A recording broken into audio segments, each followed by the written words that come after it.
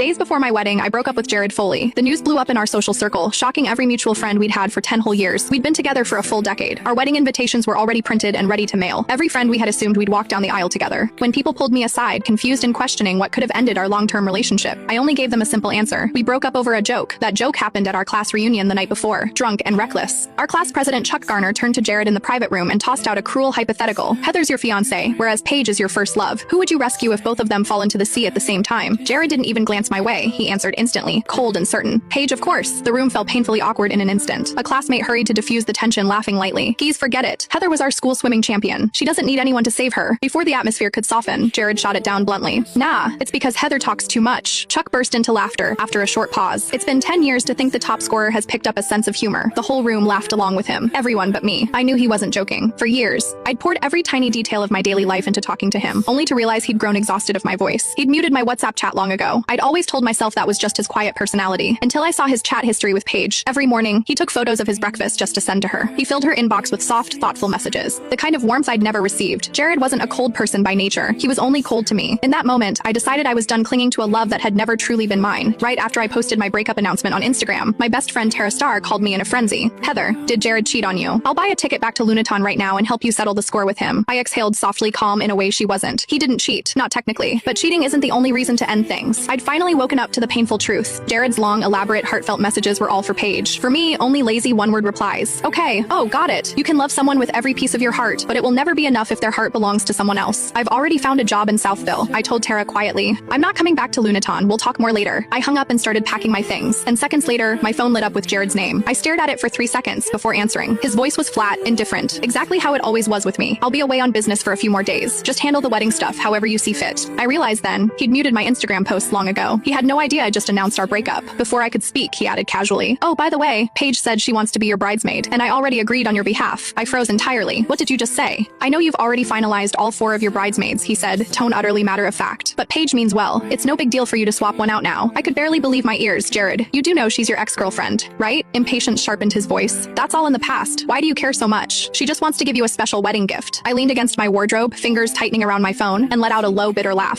Fine, she can be my bridesmaid. He went quiet for a second, clearly surprised I hadn't argued or thrown a fit like I used to. I'll let her know then. He moved to hang up, and I stopped him. Jared, did you mute me on Instagram? He paused, then lied easily. I've been really busy lately, so I haven't had the time to look at my phone. I'd heard that excuse 1,000 times. I didn't bother fighting. I simply hung up on him. I opened Instagram and stared at my post. I ended things with Jared. 10 years, and this is where it ends. The comments were blowing up, but I ignored every single one. I opened my DMs and saw 2 new messages from Paige. Only photo was a pair of pearl earrings. The other was a screenshot of her chat with Jared. Paige's message read, I am getting these earrings for Heather. Quick, tell me if they're pretty. Jared